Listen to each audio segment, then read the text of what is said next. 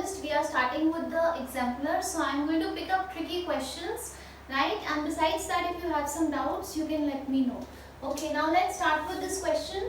Two students performed the same experiment. Each one recorded 2 readings of mass. Correct reading is 3 grams, 3.0 grams. Which statement is correct? ठीक है, so just let's look at the options. Options are both students are neither accurate nor precise. Student A both accurate and precise. Student B neither precise nor accurate. And student B both precise and accurate. ठीक है, so these readings are given. This is a typical question. It has been picked up from your NCERT. NCERT में एक similar example दिया हुआ है आपको accuracy and precision का concept समझाने के लिए. So एक बारी पहले हम इस कॉन्सेप्ट को समझ लेते हैं. So we are going to talk about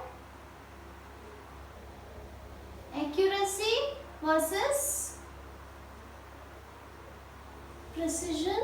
These two are completely different terms and ये आपस में बिल्कुल भी related नहीं है. ठीक है, accurate होना मतलब कि आपकी जो readings हैं वो सही जो आंसर है, रियल जो रीडिंग है, रियल आंसर है, उसके कितनी क्लोज हैं, that is being accurate. And being precise is that whenever you do an experiment you do multiple readings, 2 readings, 3 readings, तो वो जो आपने रीडिंग्स ली हैं वो आपस में कितनी पास हैं, चाहे वो सही आंसर से बिल्कुल अलग भी हो. ठीक है, सो फॉर एग्जाम्पल लेट्स से कि किसी चीज का आंसर है 5.0. ठीक है, सो if your reading is 4.99 and 5.01, so you are accurate because the average of the reading is coming as 5. ठीक है, तो आप क्या हो, you are accurate. But अगर आपकी readings है let's say 4.81 and 4.82, तो आप accurate नहीं हो क्योंकि आंसर क्या था 5.0 और आप उससे काफी दूर हो, लेकिन आप precise हो क्योंकि जो आपकी दोनों readings हैं उनमें ज्यादा फर्क नहीं है. हम इसी को एक फिगरेटिव एग्जाम्पल से समझते हैं. So I am going to draw here a dart board and explain it to you. ठीक है, यहाँ पे मैं डार्ट बोर्ड्स बना लेती हूँ.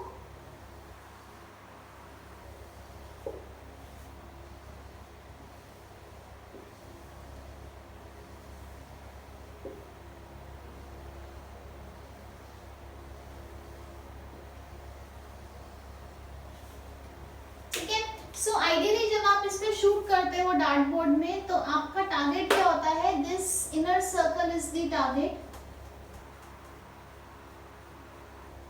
ठीक है, नाउ लेट्स से आपने 2 ट्राइज ली. ठीक है, let's say a person A he has taken 2 tries और उसके शॉट्स जो हैं यहाँ पे लगे.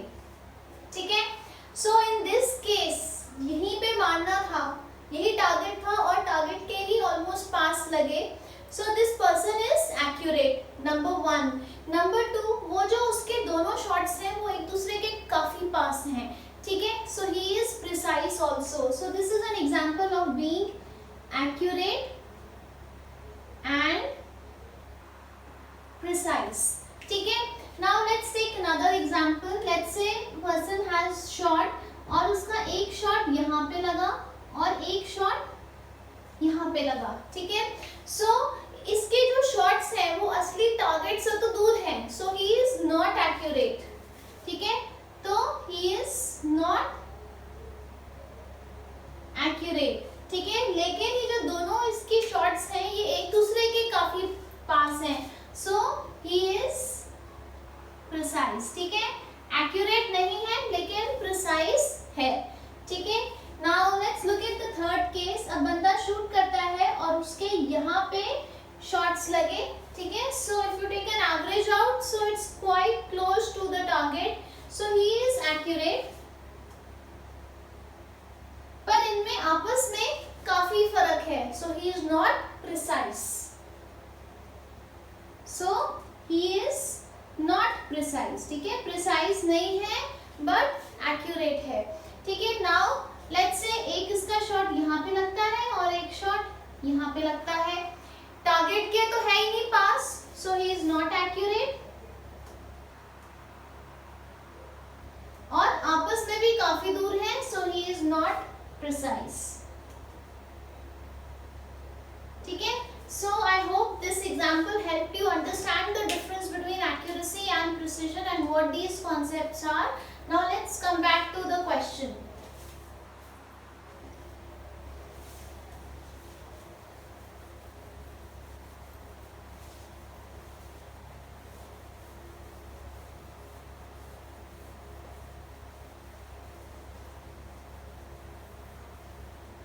ठीक है, अब हम ये दोनों रिजल्ट्स की एवरेज निकाल के देखते हैं. लेट्स से पहले ए ले लेते हैं. 3.01 प्लस 2.99 डिवाइड बाय 2. इसको सॉल्व करो, आपका आंसर आएगा 3. ठीक है, और बी को भी सॉल्व कर लेते हैं. B is 3.05 plus 2.95 upon 2. इसका भी आंसर आ रहा है 3.00. ठीक है, so in both the cases जो एवरेज आई ऑब्जर्वेशंस की that is equal to the real value. That means A and B are accurate. ठीक है, तो अब लेट्स सी क्या हम कुछ कैंसिल आउट कर सकते हैं इसमें से. Both students are neither accurate nor precise, तो ये तो हमारा आंसर हो ही नहीं सकता.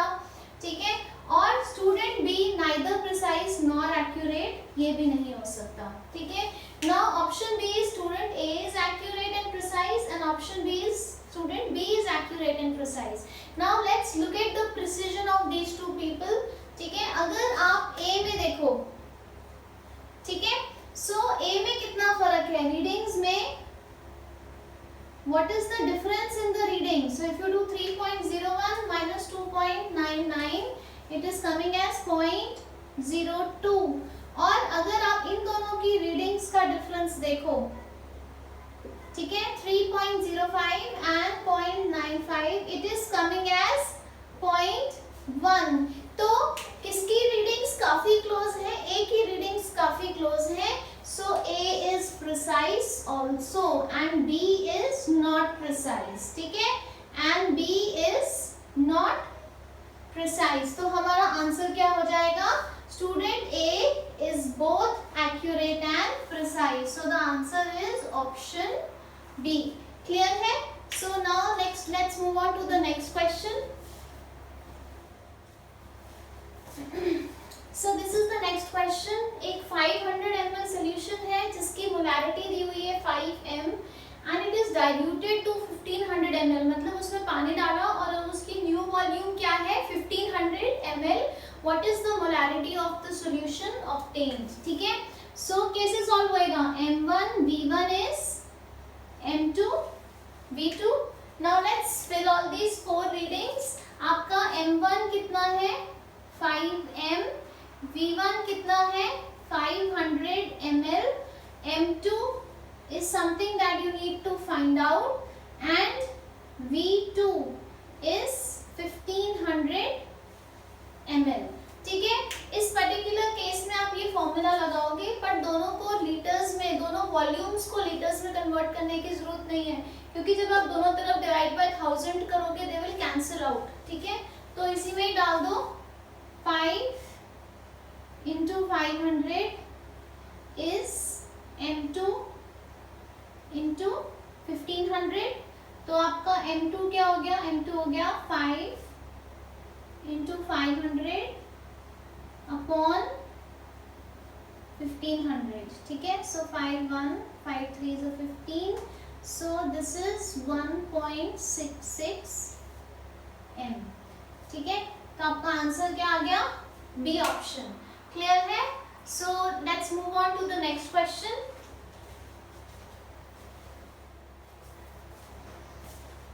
Okay, now let's look at this question. This is a very typical question which is asked in your JEE, NEET और NDA. बहुत typical आपका ये entrance exams का question है. The number of atoms present in one mole of element is equal to Avogadro's number. ठीक है, वो आपको क्या information दे रहा है कि एक मोल में कितने एटम्स होते हैं? Avogadro's number. इसको Na लिख लीजिए या N0 लिख लीजिए जो आपको सूट करता है.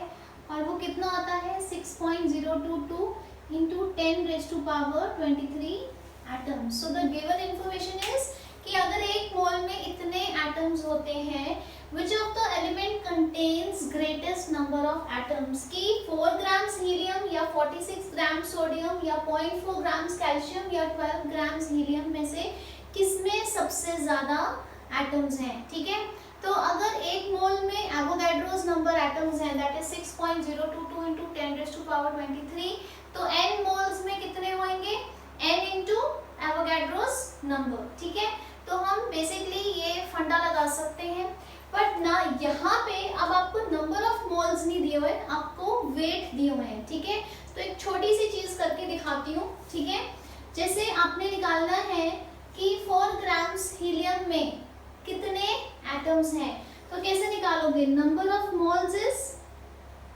W/m, this is going to give you number of moles in 4 grams of helium. Further आप नंबर ऑफ एटम्स कैसे निकाल सकते हो, अगर एक मोल में कितने एटम्स हैं, एवोगैड्रोस नंबर 6.022 into 10⁻23, तो n मोल्स में कितने होंगे,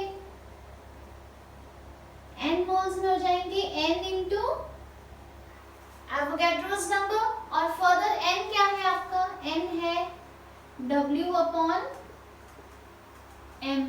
तो जब आपको मास दिया हुआ है, एक पर्टिकुलर मास में कितने एटम्स हैं, आपका फॉर्मूला क्या बन सकता है, W/m into एवोगैड्रोस नंबर। ठीक है, अब हम यहाँ सॉल्व करते हैं। ठीक है, ऐसे लिख लेते हैं, A 4 ग्राम्स हीलियम, तो W गिवन मास कितना है 4, इनके मॉलिक्यूलर मास यहाँ लिख देती हूँ ताकि आपको याद रहे। हीलियम का होता है 4, सोडियम का कितना होता है 23, कैल्शियम का कितना होता है 40 और हीलियम का होता है 4। ये इनके मॉलिक्यूलर मास लिख दिए।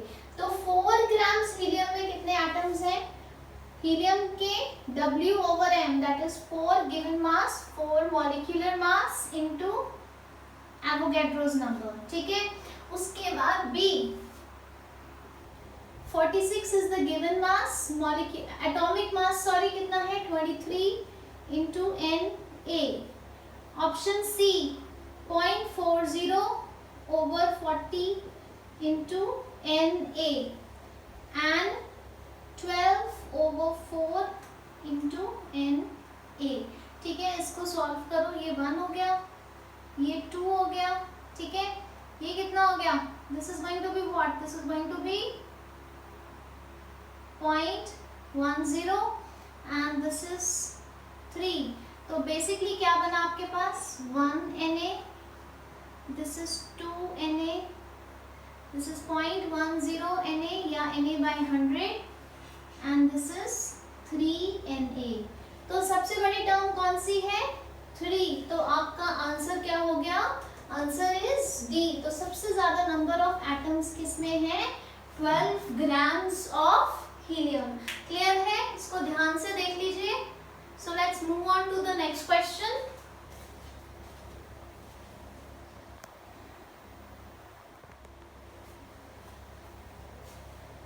Okay, now next look at this question number 6. If the concentration of glucose in blood is 0.9 grams per liter, what will be the molarity of glucose in blood? ठीक है, आपको दिया हुआ है concentration of glucose in blood is 0.9 grams per liter। इसका मतलब उस solution late से अगर 1 लीटर आपकी वॉल्यूम है सोल्यूशन की, ठीक है, तो उसमें 0.9 grams is the glucose. So 0.9 grams पर लीटर मतलब अगर 1 लीटर सोल्यूशन उठा लें तो उसमें ग्लूकोज कितना है 0.9 ग्राम्स है। ठीक है, so what is the molarity of the solution. So molarity का फॉर्मूला मैंने आपको बताया था W/mv where volume is in liters।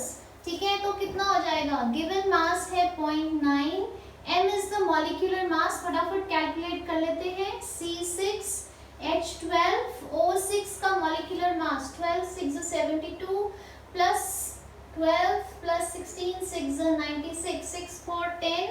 ठीक है, 1 और यहाँ पे आ गया 18, 180 grams. So W/m and volume is 1। तो इसको सॉल्व करो, 9 9 2 से 18, सो 1/2 0.5 और ऑलरेडी डेसिमल था, कितना आ गया 0.005. हाँ, it's here, so your answer is 0.005 m. ठीक है, क्लियर है. Now let's look at the next question, question number 8.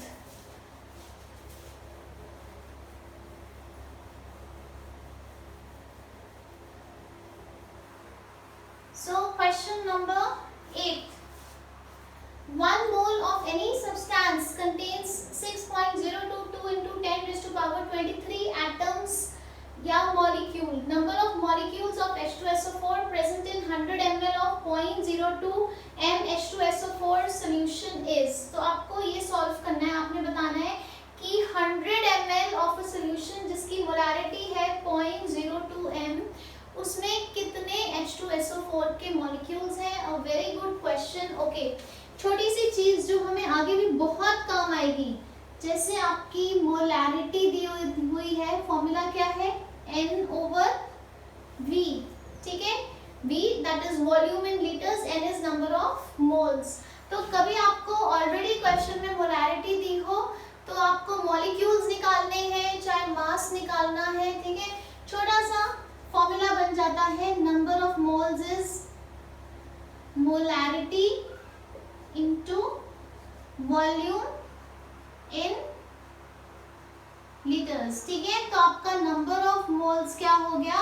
Okay, you could write capital M into V, but काफी जगह मॉलिक्यूलर मास के लिए भी कैपिटल M यूज होता है, तो आप कैपिटल M ना यूज करके यूजुअली आपको काफी जगह क्या यूज किया होता है, C इज फॉर कॉन्सेंट्रेशन या मोलैरिटी हियर. ठीक है, so number of moles is CV. तो यही हम छोटा सा फॉर्मूला यहाँ यूज कर लेते हैं, it will make it very very short. तो आपके नंबर ऑफ मोल्स क्या हो गए, मोलैरिटी आपको सॉल्यूशन की दी हुई है 0.02 इनटू वॉल्यूम कितनी दी हुई है, वॉल्यूम दी है 100 ml, वॉल्यूम इज 100 ml. इसको लीटर्स में कन्वर्ट करो, क्या आ गया 0.1 लीटर्स. तो यहाँ क्या आ गया 0.1, तो आपके नंबर ऑफ मोल्स क्या हो गए 0.002 मोल्स. ठीक है, so now number of moles हो गए आपके 0.002. आपने क्या निकालना है, आपने निकालने हैं number of molecules. So again it's already given, 1 मोल में कितने मॉलिक्यूल्स होते हैं 6.022 इंटू 10 टू द पावर 23. तो 0.002 मोल्स में कितने हो जाएंगे, it's going to be 6.022 into 10 raised to power 23 into 0.002. ठीक है, सो 12.044 और यहाँ पे डेसिमल प्लेसेस 3, तो 10 raised to power 20. So let's see, yes we have this answer here. So your answer is 12.044 into 10 raised to power 20 molecules. ठीक है, so clear है, note this down. Let's move on to the next question.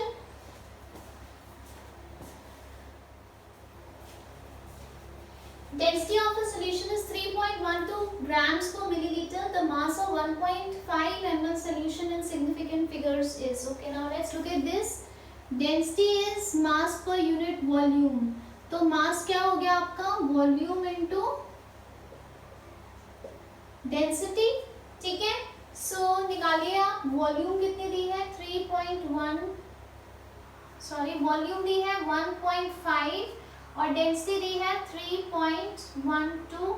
इसको solve कर लेंगे, इसको solve करके आ रहा है 4.68. Now look at these two numbers. इसमें से सबसे कम सिग्निफिकेंट फिगर्स किसकी हैं, इसकी कितनी है 1 2, इसकी कितनी है 1 2 3. तो आपके आंसर में भी कितनी सिग्निफिकेंट फिगर्स होनी चाहिए, जो सबसे लीस्ट सिग्निफिकेंट फिगर्स हैं, और लीस्ट सिग्निफिकेंट फिगर्स कितनी है 2. So your answer should have 2 significant figures. ठीक है, तो अब जब हम इसको राउंड ऑफ करेंगे, we have to remove 8, it's greater than 5, so you will add 1 and remove 8. तो आंसर क्या हो जाएगा 4.7 grams. क्लियर है, so this is going to be your answer. So now let's look at the 14th question, which is not according to the law of conservation of mass. Normally बच्चों की tendency होती है इसको solve करने के लिए मास डाल के देखना शुरू कर देते हैं कि mass of reactants is equal to mass of products, but उसकी जरूरत नहीं है, because the logic is you balance the equation to follow law of conservation of mass. तो आप फटाफट सिर्फ ये देख लो कौन सी इक्वेशन बैलेंस्ड है कि नहीं है. तो आपको हर एक का मास की जरूरत पता होने की. ठीक है, so let's look at the first one. First one is balance. Second वाले पे आते हैं C3 C1 है, तो देखते ही पता लग गया आपको सेकंड वाली आपकी इक्वेशन इज नॉट बैलेंस्ड. तो this is not following law of conservation of mass because it is not balanced. ठीक है, तो आपने अगर देखना है कि कोई equation law of conservation of mass follow कर रही है कि नहीं, तो easier way out is just see if it is balanced. If it is not balanced, it is not following the law of conservation of मास. ठीक है, so let's do the next question now.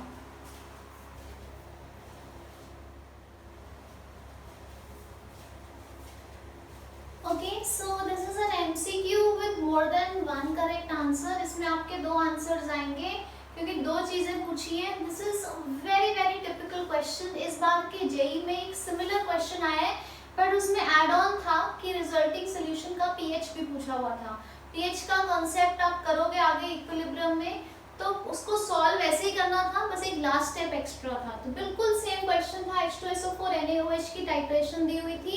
ठीक है, ऐसे हम काफी सारे questions करेंगे. ठीक है, so sulphuric acid reacts with sodium hydroxide as follows. When 1 liter of 0.1 m sulfuric acid solution is allowed to react with 1 liter of 0.1 m sodium hydroxide solution, amount of sodium sulfate formed and its molarity. तो जो resulting mixture है उसकी molarity पूछी है और sodium sulphate का amount पूछा है. क्लियर है? तो it's like a stoichiometry problem only. ठीक है, सो हम कैसे करेंगे कि अगर ये 1 है तो ये भी 1 है, that means 1 mole of H2SO4 reacts with 1 mole of NaOH. Clear है? तो हमें नंबर ऑफ मोल्स तो पता ही नहीं है, तो पहले हम रफ में क्या निकाल लेते हैं, number of mole. Number of moles is molarity into volume. ठीक है, सो यहाँ it's obvious, it's 0.1 into 1, but every time it will not be obvious. Figures कुछ और थी जेई में, तो पहला स्टेप क्या है, नंबर ऑफ मोल्स निकालना. ठीक है, अब इसको स्टोइकियोमेट्री बना लेते हैं. यहाँ स्टोइकियोमेट्री से आपको क्या पता लग रहा है कि अगर आपके पास 1 मोल H2SO4 है, वो 2 मोल्स NaOH के साथ रिएक्ट करेगा. सो 1 मोल H2SO4 is going to react with 2 moles of NaOH to form 1 mole of Na2SO4. So this is your stoichiometry. ठीक है, तो यहाँ लिख लेते हैं कि 1 मोल H2SO4 को कितने चाहिए, 2 मोल्स NaOH चाहिए. तो 0.1 मोल H2SO4 को कितने चाहिए होंगे, सो 2 into 0.1 that is 0.2 moles NaOH. और हमारे पास है कितने, हमारे पास है सिर्फ 0.1. तो 0.2 moles of NaOH are required. But how much do we have? But we have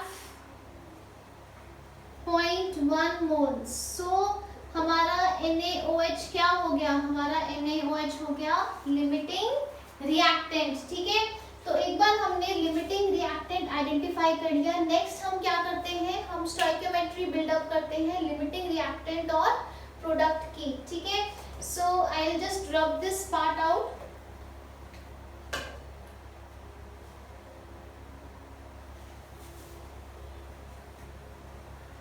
ठीक है, so now just let's build up the stoichiometry कि 2 moles NaOH को कितने बनाता है, 1 मोल Na2SO4.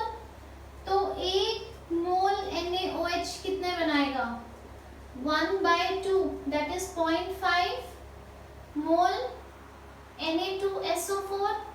तो 0.1 मोल NaOH कितने बनाएगा, 0.5 into 0.1 that is 0.05 moles Na2 SO4।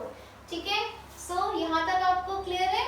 हमने स्टोइकियोमेट्री बिल्डअप कर ली, आपके पास क्या आ गया, Na2SO4 कितना बनेगा 0.05। So now you almost solve the question. जब आपके पास एक बार आ गया कि ये 0.05 मोल्स Na2SO4 है, तो आप इसका अमाउंट भी निकाल सकते हो और मोलैरिटी भी निकाल सकते हो। ठीक है, so how are we going to find that?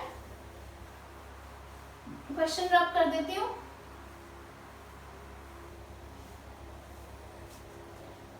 ठीक है, so let's take out the molecular mass. Molecular mass of Na2SO4. So sodium is 23 into 246 plus 32 plus 64। इसको जब आप ऐड करोगे, ठीक है, तो यहाँ 46 लिख लेते, आसान हो जाएगा। So 110 and 32, 142 grams per mole. This is the molecular mass of Na2SO4. That means 1 mole का वेट कितना है, 142 grams। और कितना था आपका 0.05 मोल्स, उसका वेट कितना हो जाएगा 0.05 इंटू 142। ठीक है, सॉल्व करोगे आपका आंसर आ जाएगा 7.10 ग्राम्स। ठीक है, तो पहला आंसर आ गया what is the quantity of sodium sulphate form. Next is what is the molarity of the resulting solution. अब जो रिजल्टिंग सोल्यूशन है, ठीक है, इसकी वॉल्यूम कितनी है, 1 लीटर प्लस 1 लीटर, दोनों 1 लीटर डाले थे, 2 लीटर्स। ठीक है, एंड नंबर ऑफ मोल्स इसमें कितने हैं, 0.05। Number of moles of sodium sulphate कितना है 0.05। तो मोलैरिटी क्या हो जाएगा, molarity is going to be N/V, that's 0.05/2। कितना आ जाएगा 0.025 मोल्स पर लीटर। ठीक है, सो रिजल्टिंग सोल्यूशन की वॉल्यूम हो गई 1 + 1 2 litres. Number of moles of sodium sulphate आपने निकाल लिया था, मोलैरिटी इज N/V। क्या आंसर आया आपका 0.025 मोल्स पर लीटर। ठीक है, so step 1 we took out the number of moles of both the reactants. उसके बाद हमने क्या किया, हमने उनकी स्टोइकियोमेट्री बिल्डअप की, लिमिटिंग रिएक्टेंट निकाला, फिर लिमिटिंग रिएक्टेंट की मदद से हमने प्रोडक्ट के साथ स्टोइकियोमेट्री बिल्डअप की और प्रोडक्ट के नंबर ऑफ मोल्स निकाले, फिर उसके मॉलिक्यूलर मास के हेल्प से हमने उसका गिवन अमाउंट निकाला और हमारे पास वॉल्यूम और नंबर ऑफ मोल्स आ गए थे, उसकी मदद से हमने मोलैरिटी निकाली रिजल्टिंग सोल्यूशन की। ठीक है, so this is the very important question. Competitions में इस तरह का क्वेश्चन जरूर आता है। ठीक है, इसको नोट करो। We move on to the next question.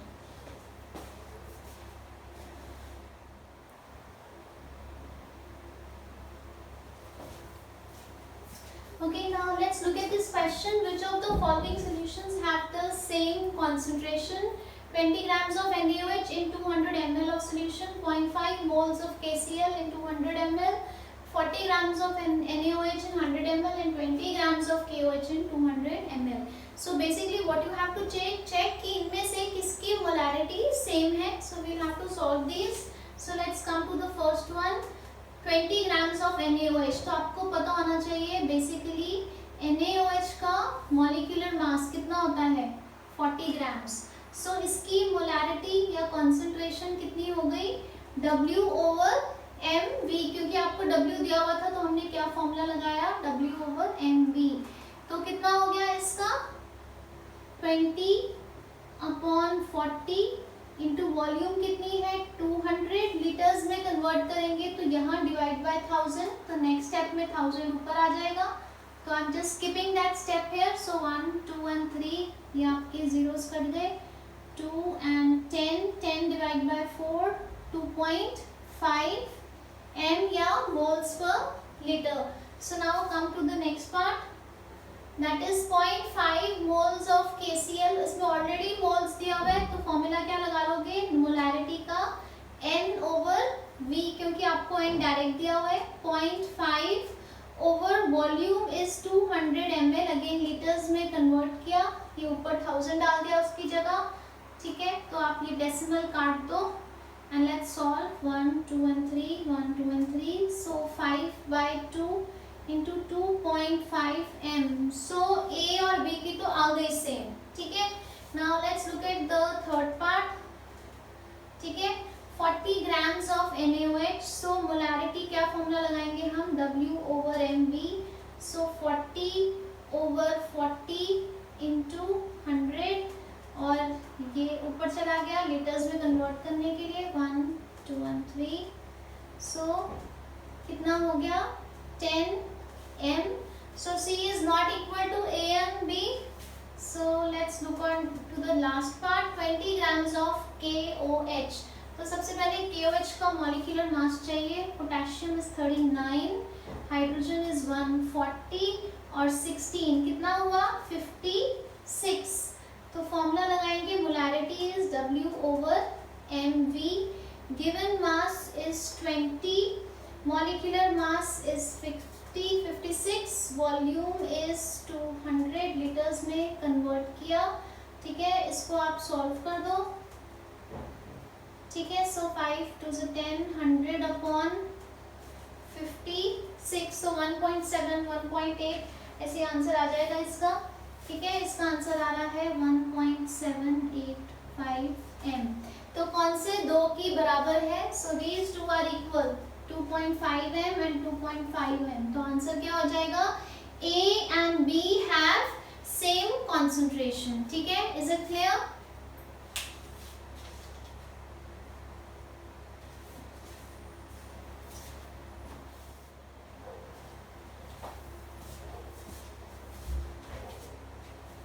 Okay, now 16 grams of oxygen has same number of molecules as in 16 grams of CO, 28 grams of N2, 14 grams of N2 और 1 gram of H2, ठीक है। So these are all compounds। तो एक मोल compound में कितने molecules होते हैं, Avogadro's number that is 6.022 into 10⁻23 molecules. तो सेम लॉजिक यूज करेंगे, दैट इज अगर हमने निकालना है कि इसमें कितने मॉलिक्यूल्स हैं, तो नंबर ऑफ मॉलिक्यूल्स यहाँ क्या हो जाएगा, गिवन मास, एटॉमिक मास की जगह क्या आ जाएगा, molecular mass into Avogadro's number, ठीक है। तो पहले हम इन सब का मॉलिक्यूलर मास निकाल लेते हैं। CO का मॉलिक्यूलर मास कितना होगा, 12 + 16 28, ठीक है। N2 का मॉलिक्यूलर मास कितना होगा, 28, सो this is 28 and this is 2, ठीक है। So let's solve this. A में नंबर ऑफ मॉलिक्यूल्स कितने हो जाएंगे, given mass over molecular mass into Avogadro's number. B में क्या हो जाएगा, given mass over molecular mass into Avogadro's number. C में क्या हो जाएगा, given mass over molecular mass into Avogadro's number.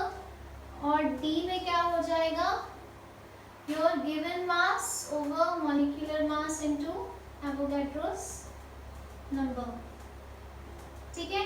आपको देखते ही पता लग रहा है इसमें सेम किसमें है, 1/2 Na, 16 2 से 32, तो ये तो 1/2 तो हो नहीं सकता, this is 1, this is 1/2 and this is 1/2।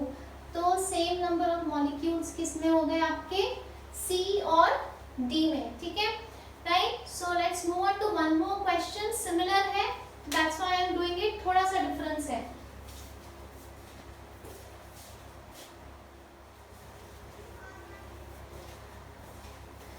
Okay, now let's look at this question. थोड़ा सा ये कंफ्यूजिंग है, दिखने में जितना आसान लग रहा है उतना है नहीं, क्योंकि आपको कुछ ऑप्शंस में कंपाउंड्स दिए हुए हैं और कुछ ऑप्शन में एलिमेंट्स दिए हुए हैं, ठीक है। Which of the following have same number of atoms. अगर मैं एक कंपाउंड के लिए ये फॉर्मूला यूज करूं, that is W upon molecular mass into Avogadro's number, इससे मुझे क्या मिलता है, नंबर ऑफ मॉलिक्यूल्स मिलते हैं, एटम्स नहीं मिलते। तो मुझे फर्दर इसकी एटॉमिसिटी से मल्टीप्लाई करना पड़ेगा नंबर ऑफ एटम्स निकालने के लिए। सिमिलरली अगर मैं एक एलिमेंट के लिए यूज करती हूँ ये फॉर्मूला W/m इंटू Na, तो मुझे ये नंबर ऑफ एटम्स मिलते हैं, ठीक है। अब ध्यान से करते हैं। अब पूछा इनमें से कि किस पेयर में ऑक्सीजन, ठीक है, इसको यही सॉल्व करते हैं। तो इसमें अगर मैं करूं given mass over molecular mass into Na, so this is going to tell me कि 16 ग्राम्स ऑक्सीजन में कितने नंबर ऑफ मॉलिक्यूल्स हैं। फर्दर एटम्स कितने होंगे, एक मॉलिक्यूल में कितने एटम्स होते हैं, 2 एटम्स हैं, ठीक है, तो यहाँ किससे मल्टीप्लाई कर दूंगी, 2 से, ठीक है। सो ये कितना आ गया 32/32, कितना आ गया Na, ठीक है। अब आ जाते हैं बी पार्ट में, 4 ग्राम्स ऑफ H2, ठीक है। सो 4 is the given mass over molecular mass of H2 is 2 into Na, ठीक है। फर्दर हर एक हाइड्रोजन के मॉलिक्यूल में कितने एटम्स दिख रहे हैं आपको, 2, तो टोटल कितने एटम्स हो गए, 4 Na, so Na and 4 Na is not same, तो आपका आंसर फर्स्ट ऑप्शन नहीं हो सकता, ठीक है। Now let's look at the second option, 16 grams of O2, अभी हमने सेम ऊपर ही निकाला है, यही लिख लेते हैं। इसका आंसर क्या आ रहा था, Na आ रहा था। अब आते हैं 44 ग्राम्स ऑफ CO2 पे, so given mass is 44, molecular mass is 44 into Na, this gives you the number of molecules in CO2. Further her molecule में आपको कितने एटम्स दिख रहे हैं, 3, so this is 3Na, so Na and 3Na are not equal, तो option B आपका answer बिल्कुल नहीं हो सकता। Now let's come to the C part. So 28 is the given mass, molecular mass is also 28 into Na, this gives you number of molecules. Further her molecule में कितने atom हैं, 2 atoms हैं, ठीक है। सो कितने हो गए ये 2Na, ठीक है। सिमिलरली इधर आ जाओ, आपके पास है 32 गिवन मास, मॉलिक्यूलर मास है 32, ये हो गए number of molecules. Further her molecule में कितने एटम दिख रहे हैं आपको, 2, तो ये क्या हो गया 2Na, सो 2Na इक्वल है।